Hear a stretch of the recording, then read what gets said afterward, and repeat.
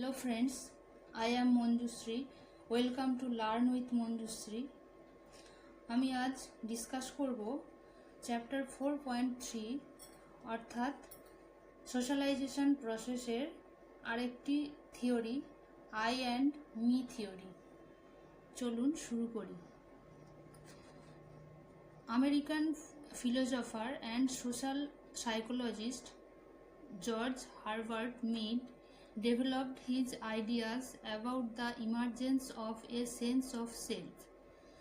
American philosopher এবং social psychologist George Herbert Mead এই যে সেলফের যে সেন্স, যে ধারণা, তার ইমার্জেন্স সম্বন্ধে তার আইডিয়া ডেভেলপ করেছিলেন। In Mead's theory the self is composed of two parts. এই যে মিডের থিওরির মধ্যে সেলফ দুটি পার্টে গঠিত, আই এবং মি। আই এবং me constantly interact in social situations. I reacts against me. I এবং মি এটি কনস্ট্যান্টলি ইন্টারাক্ট করে সোশ্যাল সিচুয়েশনে এবং আই মি এর এগেনস্টে রিয়াক্ট করে। আচ্ছা, পরে আসছি। I represents the spontaneous, unpredictable, impulsive and creative aspect of the self। বলছে যে আই রিপ্রেজেন্ট করে স্পন্টানিয়াস, হচ্ছে স্বাধীন, ইচ্ছামূলক আর অপ্রত্যাশিত এবং আবেগপ্রবণ এবং সৃষ্টিশীল যে অ্যাসপেক্ট হয় সেলফের, সেটিকেই রিপ্রেজেন্ট করে। মি রিপ্রেজেন্ট করে the socialised, organised, predictable, reflective aspect of the self. Me represent করে সেলফের যে সোশ্যালাইজড, অর্গানাইজড মানে সংগঠিত এবং প্রেডিক্টেবল এবং রিফ্লেক্টিভ প্রতিফলিত করে এমন অ্যাসপেক্টকেই রিপ্রেজেন্ট করে। Midst concepts of self, I and me concept in Mead's theory.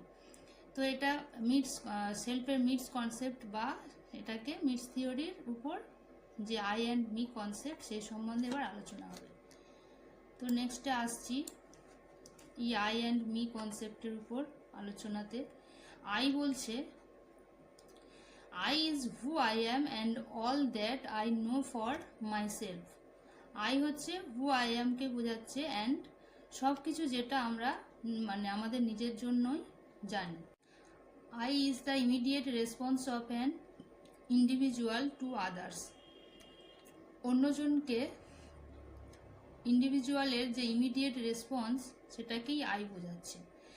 I is the active, subjective and individual aspect of the self. I হলো অ্যাক্টিভ, সাবজেক্টিভ এবং সেলফের individual aspect. It is the part of the self that initiates actions and response to situations in a unique and personal way. এটি হলো সেলফের একটি part যেটি আরম্ভ করে অ্যাকশন এবং রেসপন্স কিসে, একটি অসাধারণ এবং পার্সোনাল ওয়েতে সিচুয়েশানে। আচ্ছা, আই আর কি হতে পারে? আই বোঝাচ্ছে I is not directly interpretations of the social world. Social ওয়ার্ল্ডের ডিরেক্টলি ইন্টারপ্রিটেশন না। এবারে নেক্সটে আসছি me. Me consists of the attitude of others that the child adopts and makes his own। Me হচ্ছে অন্যজনের যে অ্যাটিটিউড সেটিতেই গঠিত, যেটি চাইল্ড অ্যাডপ্ট করে এবং তৈরি করে নিজেকে। Me is the adoption of the generalised other. তো মি হলো জেনারেলাইজড আদারের অ্যাডপশন।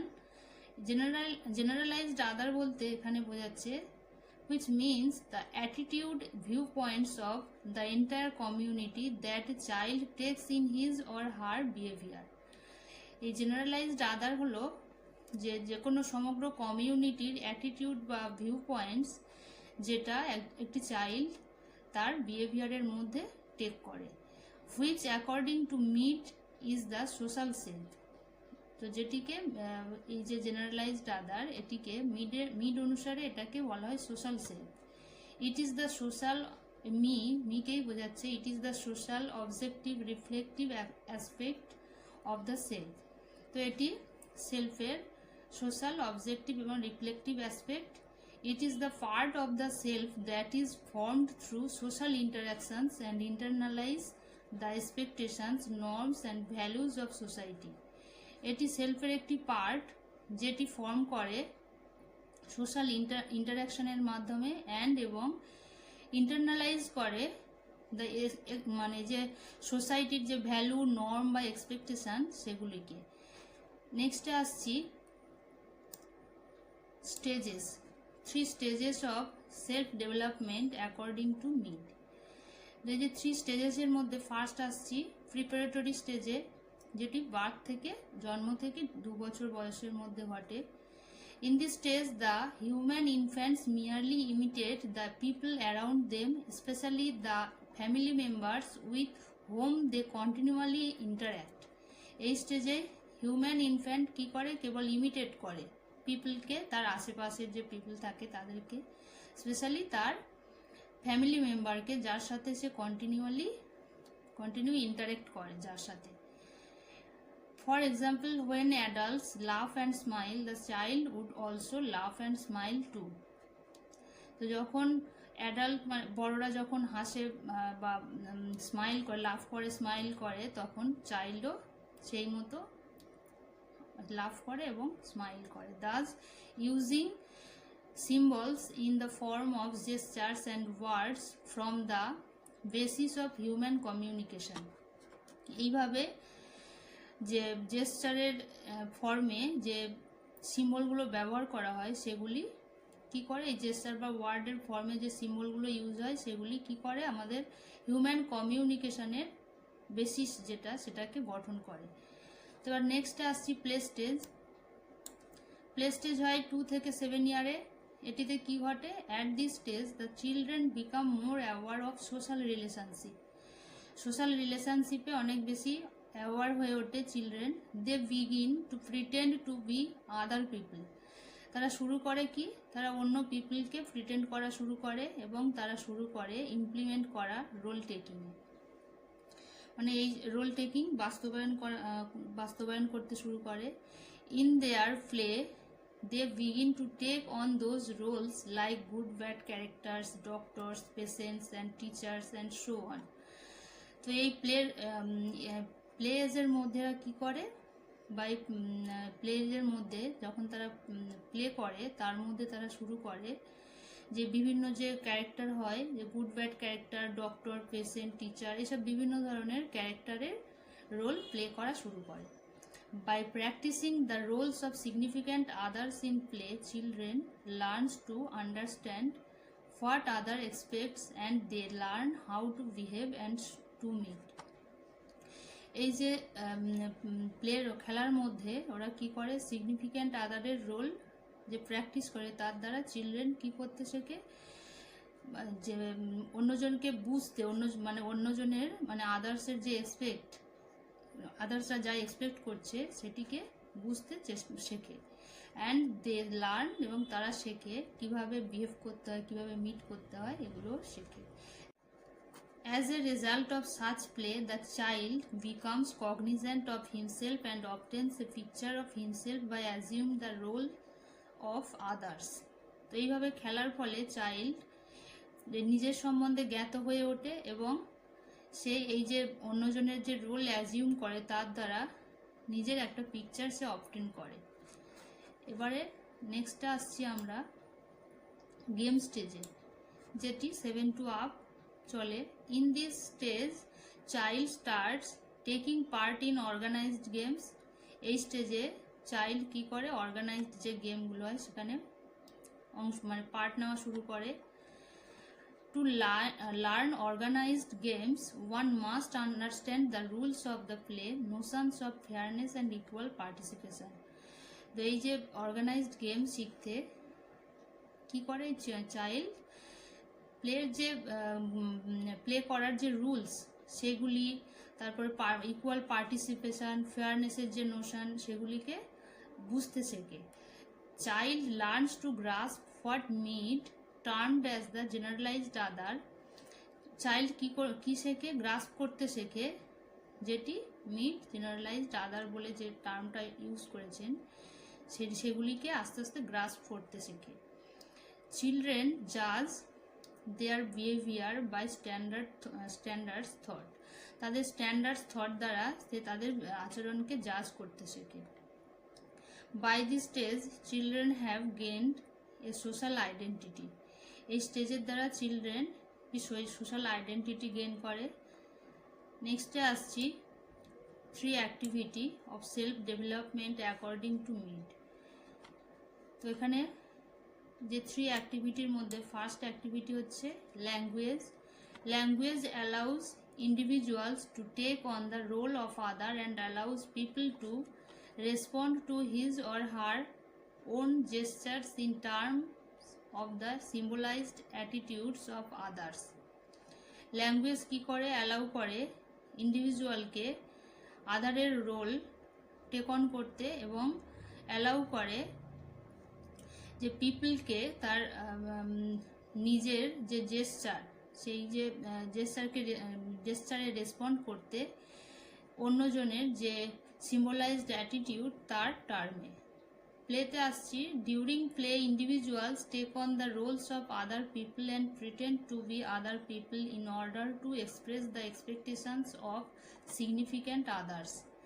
তো এই প্লে চলাকালীন ইন্ডিভিজুয়াল কি করে, টেক অন করে অন্য পিপলের রোল এবং প্রিটেন্ড করে আদার পিপল হয়ে হতে ইন অর্ডার টু যে সিগনিফিক্যান্ট আদারের যে এক্সপেকটেশন সেটিকে এক্সপ্রেস করার উদ্দেশ্যেই অন্য পিপল হতে প্রিটেন্ড করে। This process of role taking is key to the generation of self consciousness and to the general development of the self. এই প্রসেস রোল টেকিংয়ের এই প্রসেস কি করে, রোল টেকিংয়ের এই প্রসেসকে বলছে যে সেলফের জেনারেল ডেভেলপমেন্ট এবং সেলফ কনসিয়াসের জেনারেশনের কি এটি। এবারে আসছে পরের activity game. In the game the individual is required to internalise the roles of all others who are involved with him or her in the game and must comprehend the result of the game. তো এই গেমে কি হচ্ছে, individual তার অন্যজনের যে role সেটিকে internalise করে এবং সেই যে অন্যজন যে ইনভলভ থাকে তার সঙ্গে এই গেমে, এবং সে কি করে এই গেমের যে রেজাল্ট সেটিকে কম্প্রিহেন্ড করে। এবারে নেক্সটে আসছি সিম্বলিক ইন্টারাকশান। সিম্বলিক ইন্টারাকশানে বলছে human act on the basis of meaning, human মিনিংয়ের বেসিসের উপরে অ্যাক্ট করে। This meanings are attached in term of significant symbols such as language, gestures, words etcetera. বলছে এই মিনিং যেটা ল্যাঙ্গুয়েজ, জেস্টার বা ওয়ার্ডের মতো যে সিগনিফিক্যান্ট সিম্বল হয় তার সেই টার্মের সাথে সংযুক্ত থাকে এই meaning. A symbol does not simply stand for an object of event. It defines them in a particular way and indicates a response to them. এই সিম্বল বা একটি সিম্বল কেবলমাত্র একটি অবজেক্ট অথবা ঘটনার জন্য স্ট্যান্ড করে না, এটি ডিফাইন করে সেগুলিকে একটি পার্টিকুলার ওয়েতে এবং ইন্ডিকেট করে রেসপন্সকে তাদের কাছে। Thus symbols provide the means whereby man can interact meaningfully in his natural and social environment. এইভাবে সিম্বলস প্রোভাইড করে বিভিন্ন মিনকে, যার দ্বারা ম্যান কি করে ইন্টারাক্ট করতে পারে মিনিংফুলি তার ন্যাচারাল এবং সোশ্যাল এনভায়রনমেন্টের মধ্যে। নেক্সট কনক্লুশনে কি বলছে, the concept of I and me are central to Mead's work. তো এই যে আই অ্যান্ড মি এর যে কনসেপ্ট, এটি মিডস ওয়ার্কের প্রধান একটি কাজ। Mid represents the two components of the self that interact and develop through social experiences and interactions. Mid represent করে এই সেলফের দুটি কম্পোনেন্টকে যেটি ইন্টারাক্ট করে এবং ডেভেলপ করে সোশ্যাল এক্সপিরিয়েন্স এবং ইন্টারাকশনের মাধ্যমে। Mead's theory emphasizes the importance of socialization and communication in the formation of the self, and the I and me are key elements in understanding this process. Mead's theory emphasize করে socialisation এবং কমিউনিকেশনের ইম্পর্ট্যান্সকে, যেটি সেলফের গঠনের মধ্যে এবং I এবং me এই প্রসেসের এই প্রসেস আন্ডারস্ট্যান্ডিংয়ের দুটি কি এলিমেন্ট। তো আজ এই পর্যন্ত। আই হোপ লেসন পছন্দ হয়েছে। যদি পছন্দ হয় লাইক শেয়ার সাবস্ক্রাইব অবশ্যই করবে।